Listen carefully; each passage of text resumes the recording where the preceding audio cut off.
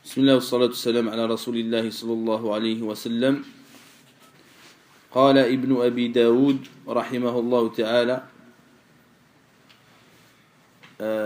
في الأبيات السابقة: وقل إنما الإيمان قول ونية وفعل على قول النبي مصرح وينقص طورا بالمعاصي وتارة بطاعته ينمي وفي الوزن يرجح.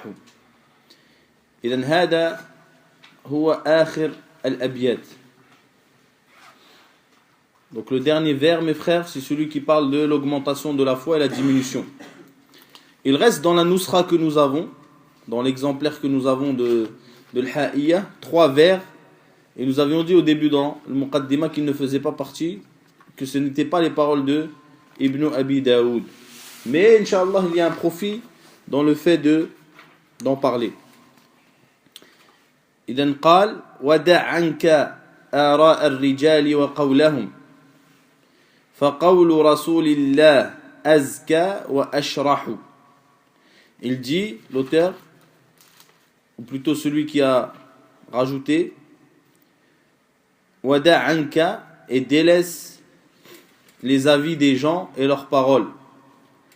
La parole, car la parole du prophète sallallahu alayhi wa sallam est azka, est plus pure, wa ashrahu, est plus clair. Est plus clair.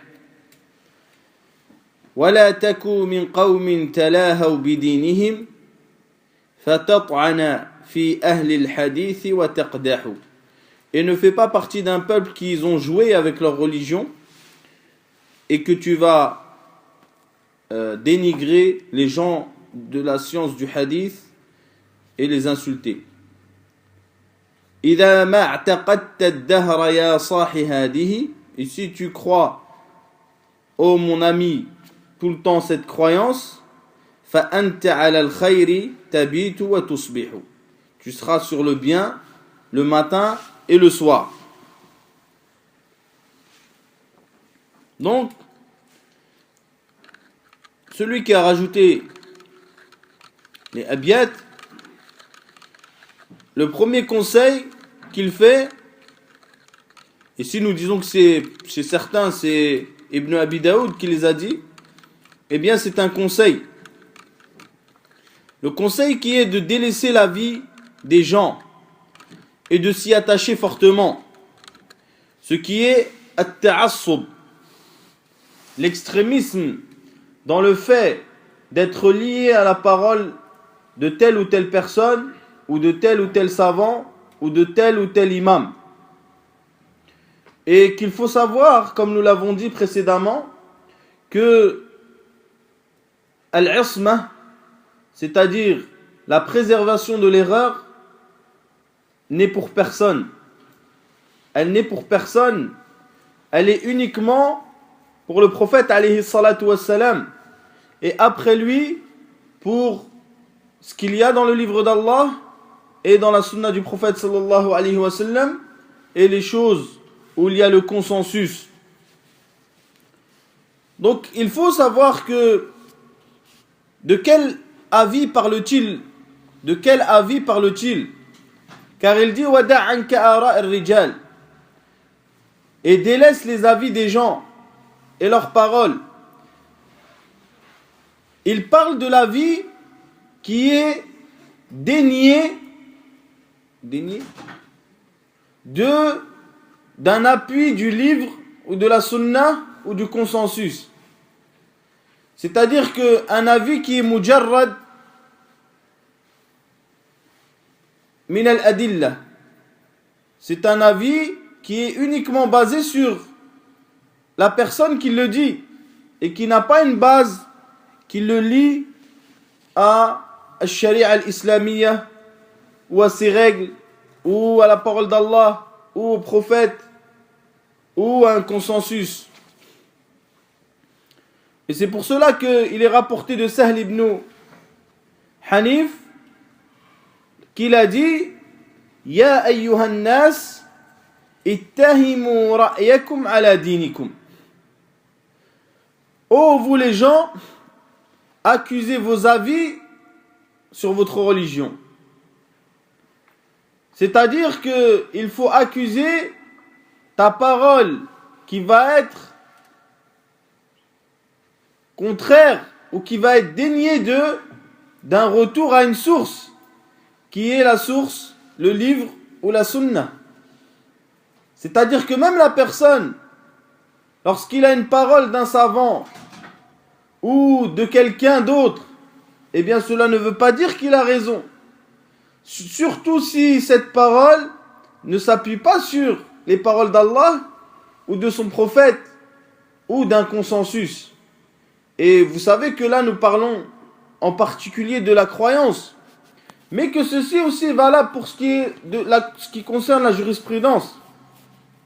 Car même les choses nouvelles, al-mustajiddat ou al-nawazil, eh bien, nous pouvons retourner aux règles générales de Sharia pour avoir un jugement dessus.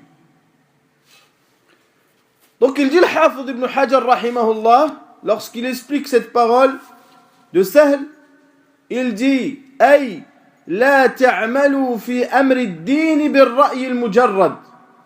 Ne faites pas dans la religion avec l'avis al-mujarrad, c'est-à-dire qui n'a pas d'appui religieux. Puis il explique le mujarrad alladhi la yastanidu ila aslin min ad-din. Celui qui n'est pas lié à une base, c'est-à-dire un asl de din, que ce soit le kitab ou le sunnah ou l'ijma' min ad-din. وهو كنحو أو كنحو قول علي فيما أخرجه أبو داود بسند حسن. والتحسين c'est le tahsin de Ibn Hajar. لو كان الدين بالرأي لكان مسح أسفل الخف أولى من أعلاه. Donc il dit, comme ce qui a été rapporté de Ali dans Sunan Abi Daoud, d'après une transmission qui est bonne, si la religion était avec la vie, ou la raison, ou les personnes, les gens, eh bien nous aurons essuyé les chaussettes en cuir par le bas et non pas par le haut. Mais cela nous prouve, qu'est-ce que cela nous prouve? Que ad-din, il est lié en réalité à ce qui est dit par Allah et son prophète sallallahu alayhi wa sallam. Et c'est que c'est comme ça que les gens doivent comprendre la religion.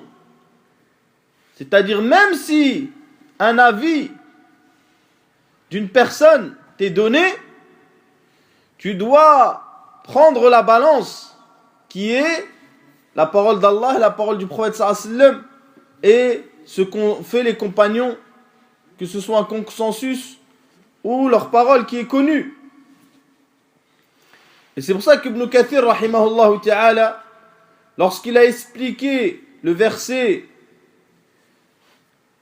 où le prophète, où Allah azza wa jal, dit que celui qui se détourne de l'ordre du prophète sallallahu alayhi wa sallam va être touché par une turpitude et aura un châtiment douloureux, il dit que la balance des paroles et des actions, c'est la parole d'Allah ou la parole du prophète sallallahu alayhi wa sallam et ses actions. C'est la parole du prophète sallallahu alayhi wa sallam et ses actions. Si l'action de la personne est conforme, eh bien elle est acceptée. Si elle n'est pas conforme, elle est rejetée. Donc la balance par laquelle tu sais si une personne dit quelque chose de correct ou quelque chose de incorrect, ce n'est pas mes passions, ce que je pense, ou ce que pense un tel ou un tel, mais c'est ce que a dit le prophète sallallahu alayhi wa sallam et Allah azza wa jal. Puis il dit Ibn Hajar, ثم ذكر رحمه الله تعالى قول عمر. Puis il parle il a parlé de la parole de Omar, إياكم وأصحاب الرأي فإنهم أعداء السنن أعيتهم الأحاديث أن يحفظوها فقالوا بالرأي فضلوا وأضلوا. ثم قال فظاهر في أنه أراد ذم من قال بالرأي مع وجود النص من الحديث لإغفاله التنقيب عليه فهذا يلام وأولى منه باللوم من عرف النص وعمل بما عارضه من الرأي. Donc il dit, Omar il a dit, faites attention aux gens des avis. Un tel a dit, un tel a dit, un tel a dit, un tel a fait, un tel... فإنهم أعداء السنن. Ils sont les ennemis de la tradition du prophète sallallahu alayhi wa sallam. أعيتهم الأحاديث أن يحفظوها. Ils ont eu du mal à apprendre les hadiths. Ça les a fatigués. Alors ils ont parlé avec leurs avis et leurs passions. فضلوا وأضلوا. Ils ont égaré, ils se sont égarés. Puis il dit Ibn Hajar rahimahullah, et ce qui est apparent de la parole de Omar, c'est qu'il a dénigré celui qui parle avec son avis alors qu'il y a un texte du prophète sallallahu alayhi wa sallam. Soit par ignorance ou parce que ce texte était caché et cette personne yulam, c'est-à-dire que il est réprimandé et doit être plus réprimandé que lui, celui qui a connu le texte puis a fait son contraire ou a pris la vie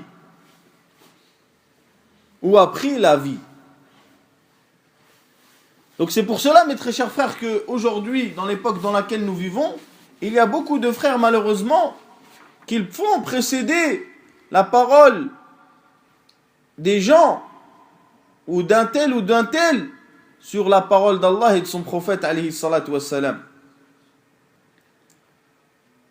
En disant des choses que Allah et son prophète n'ont pas dites, ou en déformant les paroles d'Allah et de son prophète à des fins qui sont ignorées, wallahu a'lam, de leur objectif. Donc, ذم الرأي المجرد عن الأدلة, ça c'est quelque chose qui est متفق عليه عند أهل السنة والجماعة. C'est-à-dire que de prendre un avis où il n'y a pas de preuve du kitab ou de la sunna de n'importe qui, et il faut bien différencier entre le fait qu'une personne te donne un avis sans te dire la preuve, mais il a la preuve, et que quelqu'un te donne un avis où il n'y a pas de preuve. Ceci est différent. Donc ceci, il y a ittifaq chez les gens de la sunna. Et l'imam Ahmed rahimahullah ta'ala, il dit rahimahullah, il dit alayka bil athar, ou plutôt il dit afwan, ra'yu fulan wa ra'yu fulan wa ra'yu fulan indi sawa.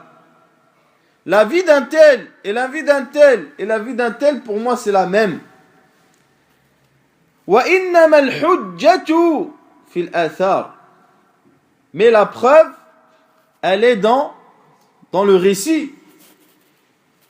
Et c'est pour cela que les ulama ils disent que leur parole n'est pas une hujja, que leur parole aux savants n'est pas une preuve, et que la yustadallu biha, et que nous la prenons pas comme preuve, mais yustadallu laha, que nous sommes obligés de prouver cette parole.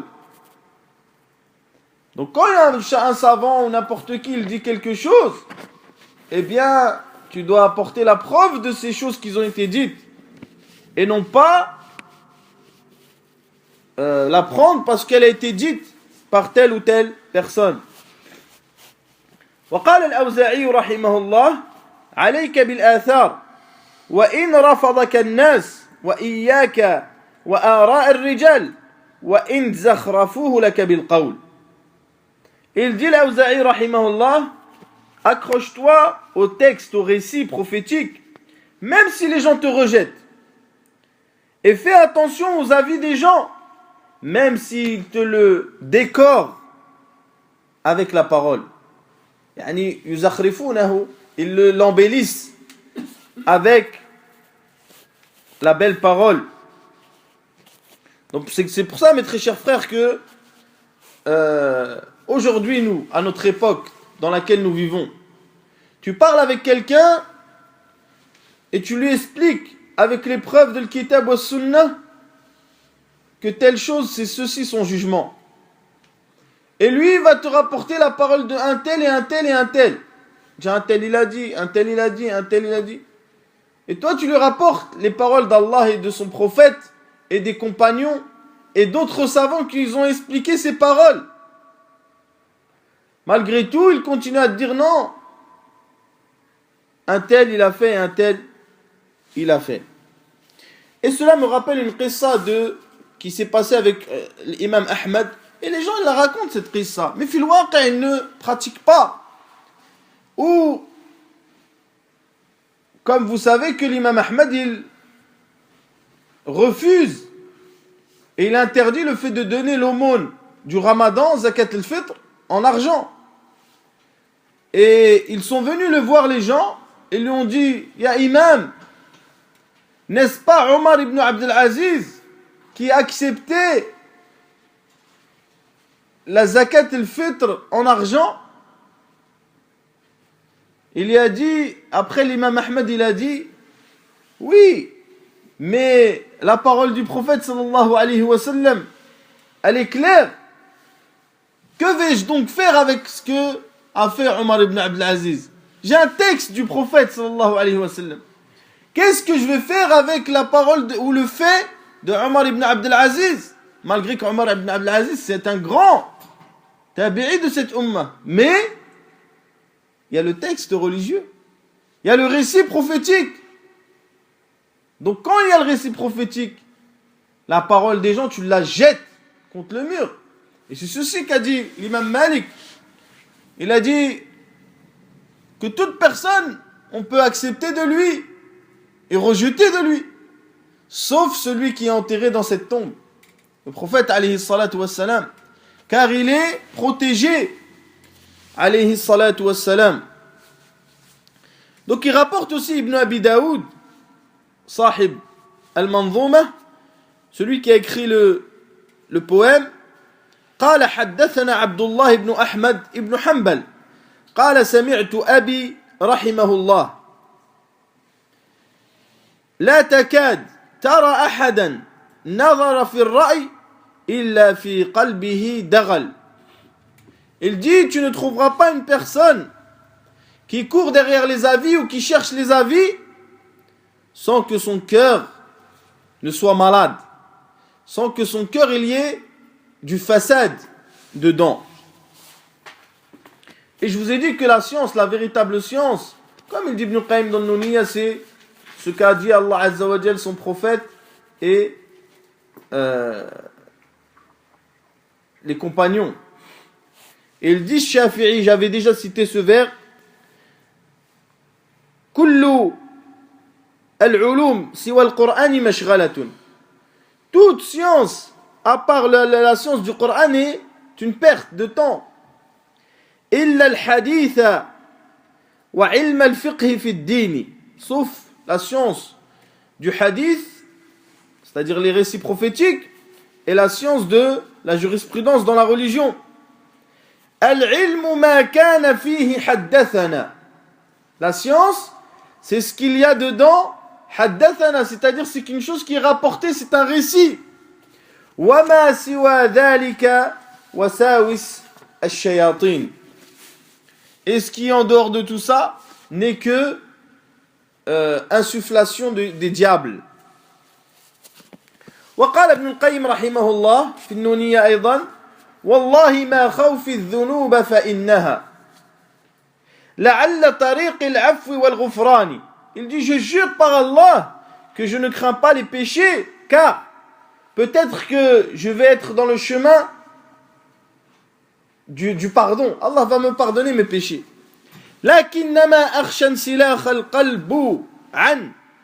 Cependant, je crains que mon cœur s'en aille.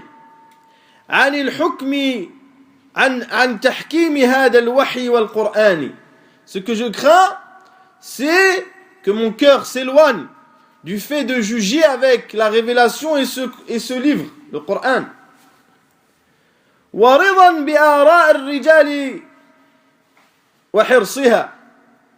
Et que je me satisfasse des avis des gens et que je les prenne.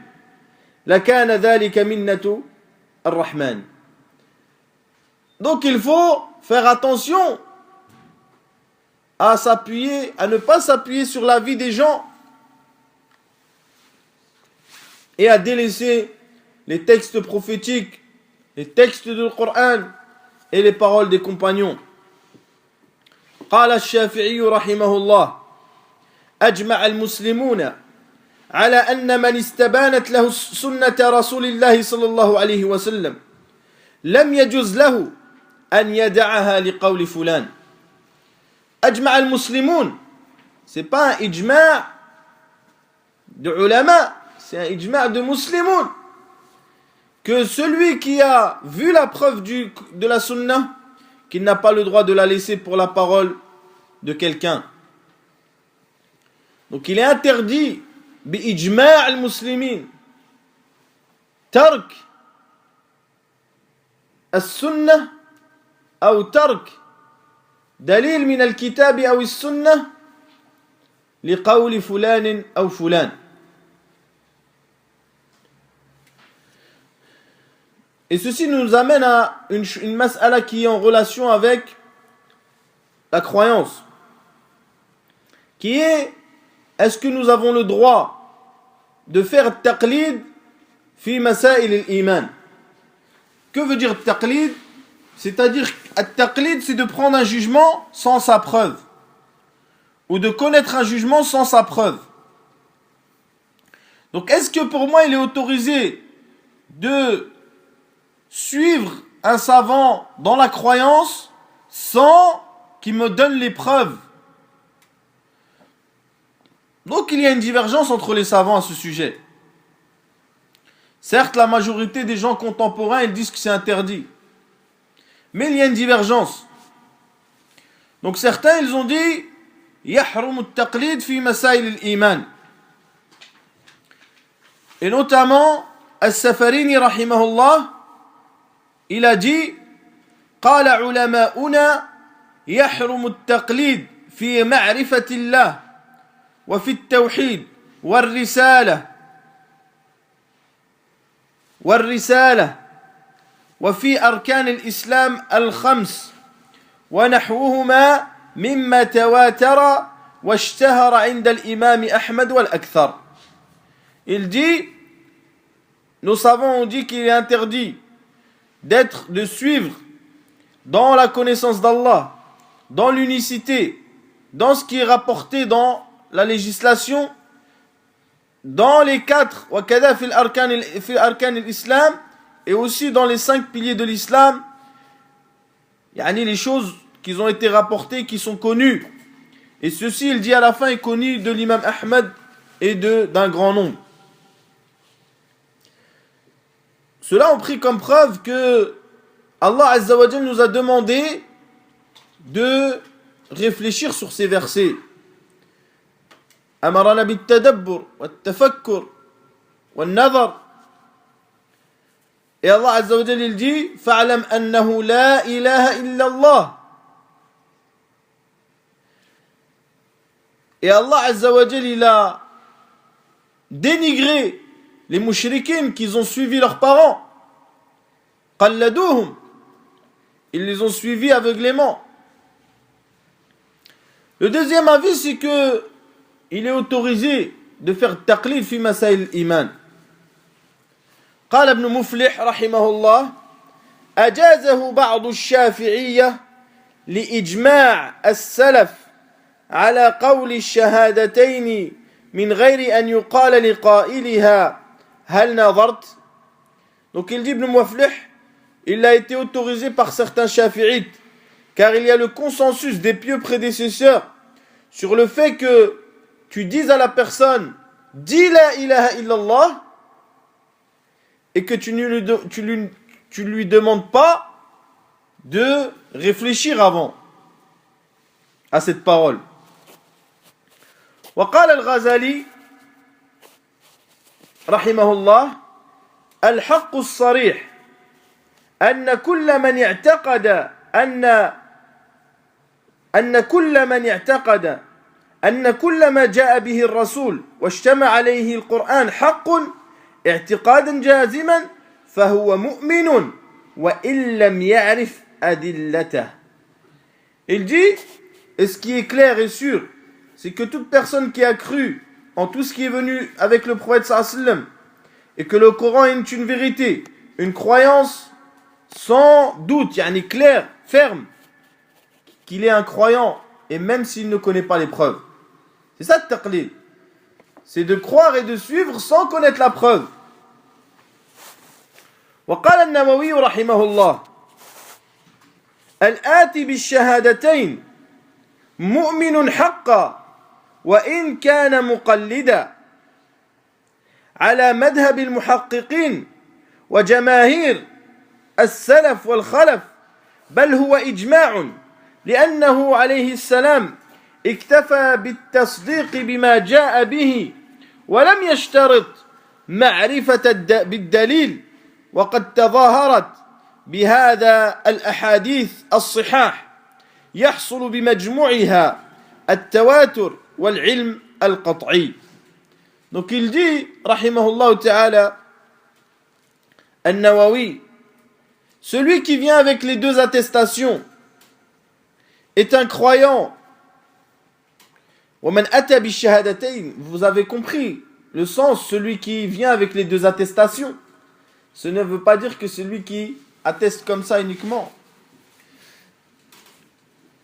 Il est un vrai croyant, et même s'il est suiveur, muqallidan. Et ceci sur la vie des gens de science, le muhaqqiqin, qu'ils ont cherché, et c'est la vie de la majorité des pieux prédécesseurs et de ceux qui les ont suivis. Bal huwa ijma', il dit même c'est un consensus, car le prophète sallallahu alayhi wa sallam se suffisait que les gens croient en lui et le suivent, et il n'a pas mis comme condition le fait qu'ils connaissent les preuves. Et Allah Azza wa Jalla il dit fas'alu ahla adh-dhikri in kuntum la ta'lamun, et demandez aux gens de science si vous connaissez pas. Si la personne de science te donne pas la preuve, est-ce que tu n'as pas le droit de le suivre? Si par exemple un shirk que tu as confiance, et bien sûr il faut conditionner cela au fait que la personne est une personne de science et une personne de foi. Ay tathiq fi dinihi wa ilmih, que tu aies confiance en sa religion et en sa science. Tu ne demandes pas à n'importe quel premier venu. Tu demandes à quelqu'un de science et quelqu'un qui a une religion qui est de droiture, qui est connue pour ça. Si tu lui demandes dans une mas'ala de la foi et qu'il te répond sans te donner la preuve, est-ce que tu vas pas croire? Tu crois? C'est jaïz. وقد جاء النبي صلى الله عليه وسلم أنه قال من قال لا إله إلا الله وأن محمد رسول الله عصم مني ماله ودمه إلا بحقها. Celui qui a fait les attestations, celui qui a fait les attestations, il a les preuves de chaque condition, etc., de ceci. Non. Mais il a fait l'attestation, il a protégé ses biens et son sang. Donc, al-qawl al-sahih wallahu a'lam, c'est que nous avons le droit de faire taqlid fi masail al-iman bishart, bien sûr conditionné que cette chose est prise d'une personne qui a de la religion, qui est connue pour sa droiture dans la religion, et qui a de la science, qui est connue pour être quelqu'un de savant. Donc c'est pour ça que l'auteur il dit wada' anka ara ar-rijal wa qawlahum, délaisse la parole et les avis des gens. Fa qawlu rasulillah azka wa ashrahu, la parole du prophète sallallahu alayhi wa sallam, avec elle tu as l'apaisement, avec elle tu as l'éclaircissement total. C'est pour ça que la connaissance du dalil, la connaissance de la preuve, apporte à celui qui connaît la preuve de l'aisance dans sa poitrine. Il est tranquille dans sa religion.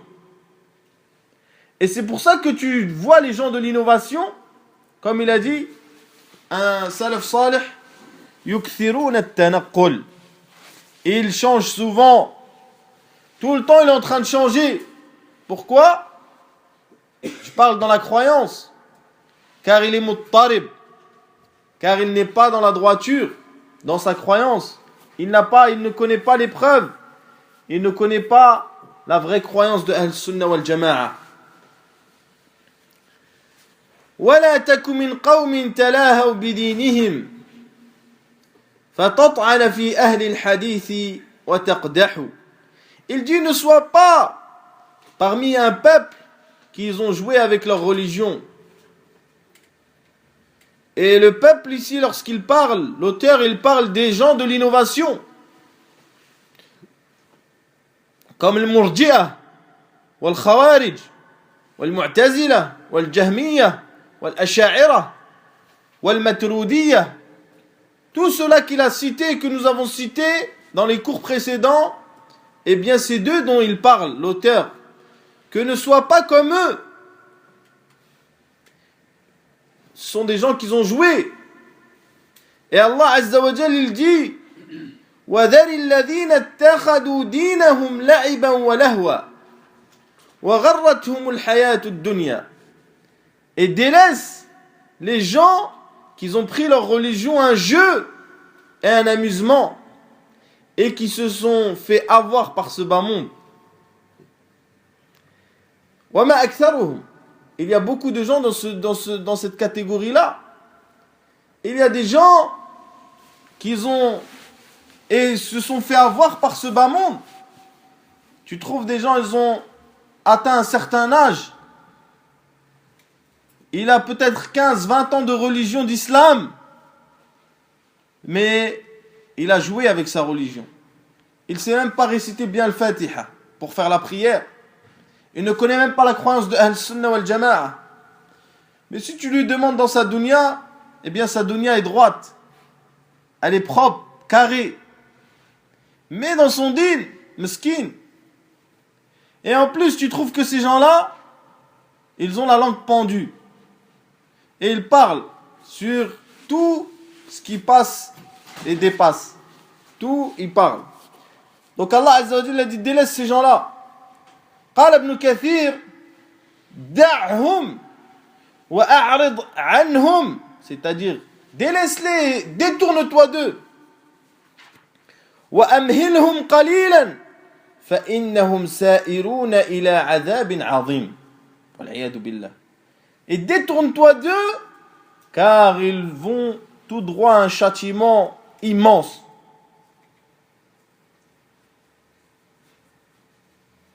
Donc il dit l'auteur وَلَا تَكُ مِنْ قَوْمٍ تَلَاهُوا بِدِينِهِمْ. Ne sois pas avec ces gens-là qui jouent avec leur religion et qui passent leur temps à s'amuser de la religion. Ils ne donnent pas d'importance.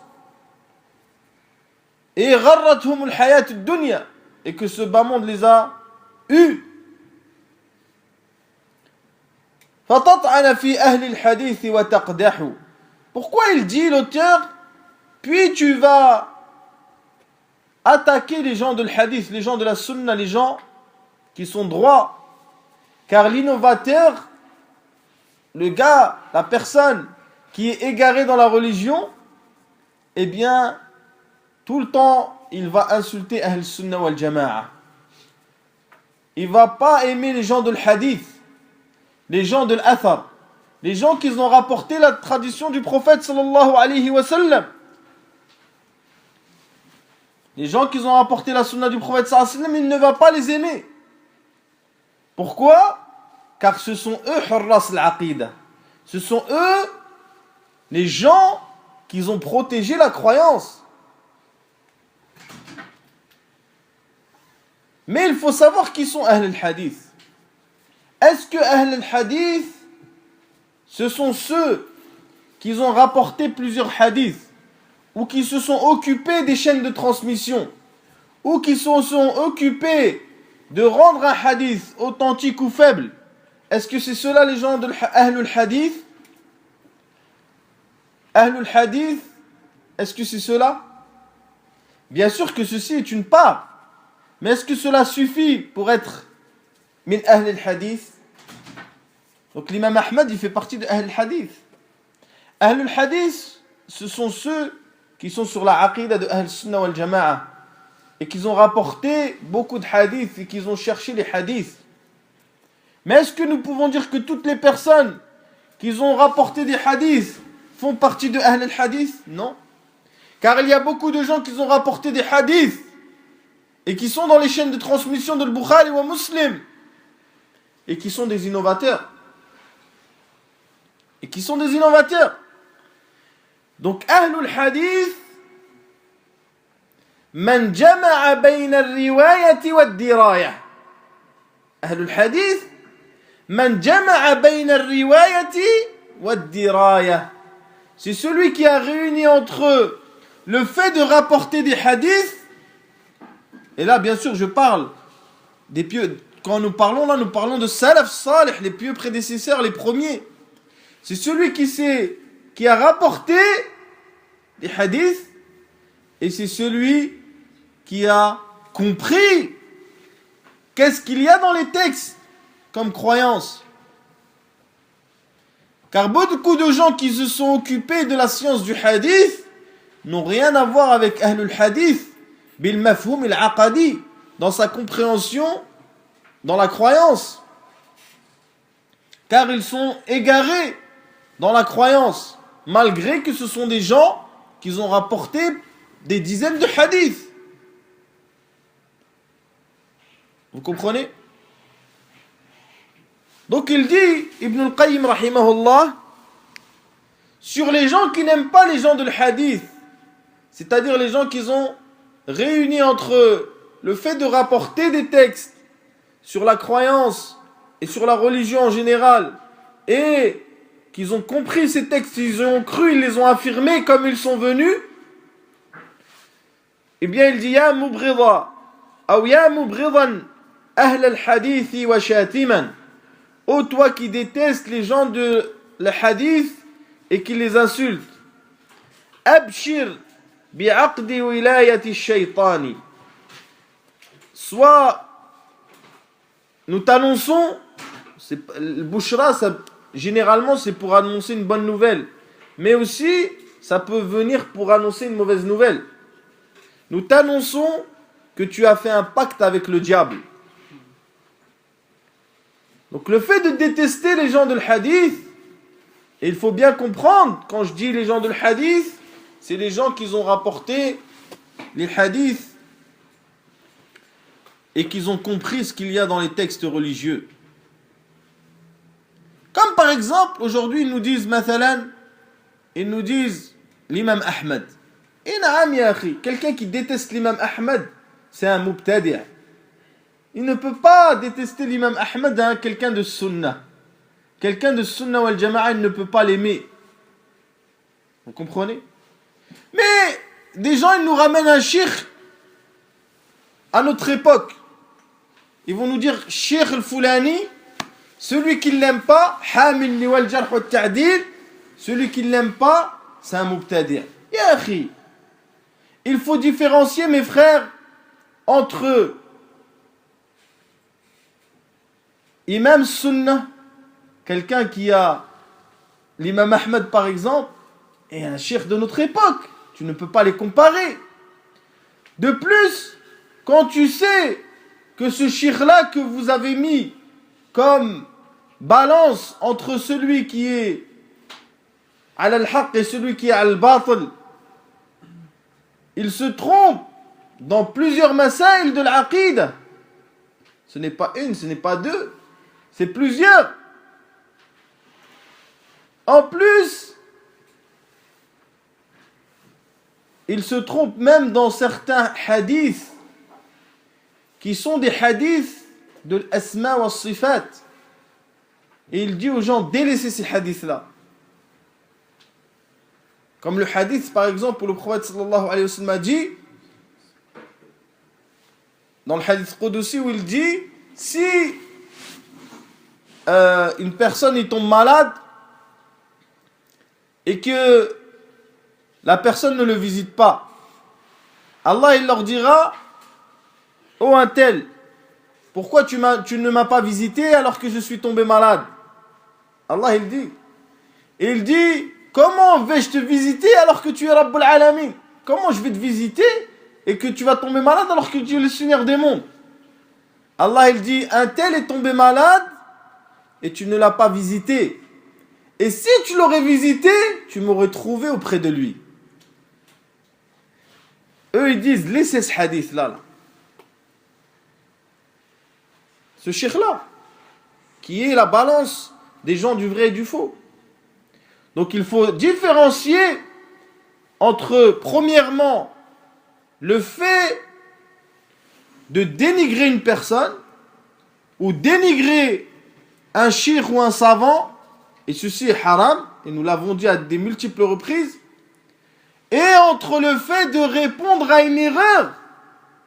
Et ceci est le travail des savants et des étudiants dans l'ilm, dans la science. Que si une personne, même un savant, fait une erreur claire, eh bien, et que ses frères, parmi les savants, ne le corrigent pas, et qu'il y a des étudiants qui peuvent le corriger, qu'ils le fassent. Mais que tu dises qu'à notre époque, un tel, c'est comme l'imam Ahmed à son époque, c'est une injustice envers l'imam Ahmed.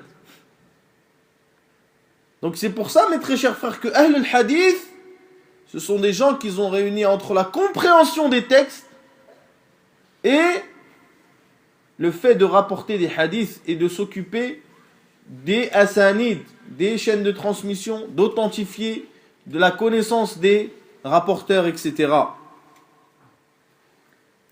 Donc il dit l'auteur, pour terminer, et nous avons dit que c'était pas l'auteur, mais ala kulli hal, certains disent que c'est lui. إذا ما اعتقدت الظهر يا صاحي هذه يعني يا صاحي يا صاحبي يا صاحبي en fait. يا صاحي c'est pour faire un diminutif. فأنت على الخير تبيت وتصبح. Donc l'auteur il dit, si tu crois à ce que nous avons cité précédemment, tout ce qui est en rapport avec le fait de s'attacher à la sunna et de délaisser l'innovation, le fait de croire aux qualités d'Allah Azza wa Jal, comme elles sont dites dans son livre saint et dans la sunna du prophète sallallahu alayhi wa sallam, parmi elles que Allah Azza wa Jal parle, parmi elles que le Coran est la parole d'Allah, parmi cela qu'Allah Azza wa Jal, nous le verrons le jour de la résurrection, parmi cela aussi qu'Allah il descend subhanahu wa ta'ala chaque nuit dans le dernier tiers de la nuit. Aussi parmi la croyance, c'est d'avoir une bonne croyance sur les compagnons du prophète sallallahu alayhi wa sallam, et l'auteur l'a cité. Ni d'être dans l'extrémisme d'un côté ou ni d'être dans le laxisme d'un autre. C'est-à-dire ni tu les donnes, tu les élèves plus que ce qu'ils ne sont, et ni tu les dénigres. Tu les aimes pour Allah. Tu demandes à Allah Azza wa Jal de te ressusciter avec le prophète et ses compagnons. D'avoir une croyance aussi sur les mères des croyantes, et en particularité Aïcha radiyallahu ta'ala anha. De croire au destin, bon ou mauvais, et ce que nous avons expliqué. De croire aussi, comme l'a dit l'auteur rahimahullah, à tout ce qu'il se passera après la mort, que ce soit la tombe, la résurrection, la balance, etc.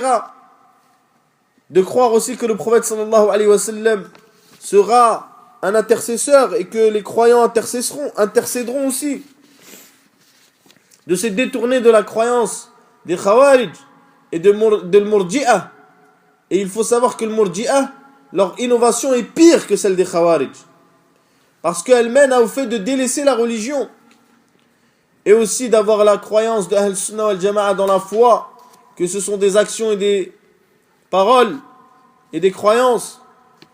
Et ceci est valable aussi pour la mécréance, qui est des paroles et des actes et des croyances, et que la foi elle augmente et qu'elle diminue. Donc si tu as toute cette croyance-là, et que tu es fermement attaché à cette croyance, eh bien, comme si l'auteur t'annonçait une bonne nouvelle, que tu seras bien, فَأَنْتَ عَلَى الْخَيْرِ, tu es dans le bien, تَبِيتُ وَتُصْبِحُ, tu es dans le bien le matin et le soir. C'est-à-dire, tu t'es attaché à la croyance de Ahl-Sunnah wal-Jama'a. Et la réalité, mes frères, c'est que Ahl-Sunnah wal-Jama'a, leur croyance est liée au fait de s'attacher au kitab d'Allah, au livre d'Allah, et à la sunna du prophète sallallahu alayhi wa sallam, fermement. D'appeler à l'unicité d'Allah azza wa jal, et au fait de se soumettre à lui jalla wa ala dans toutes les sortes d'adoration, de répondre à ceux qui ont été à l'encontre de la croyance de Ahl-Sunnah wal-Jama'a, de répondre à leur égarement et de les mettre en évidence pour la majorité des musulmans. Inch'Allah ta'ala, nous avons fini, walillahi alhamd, c'est le dernier cours de Al-Ha'iyya ibn Abi Daoud, et nous avons terminé ce cours par la permission d'Allah azza wa jal. Subhanakallah wa bihamdik, shahadu an la ilaha illa ant, astaghfiruka wa atubu ilayk.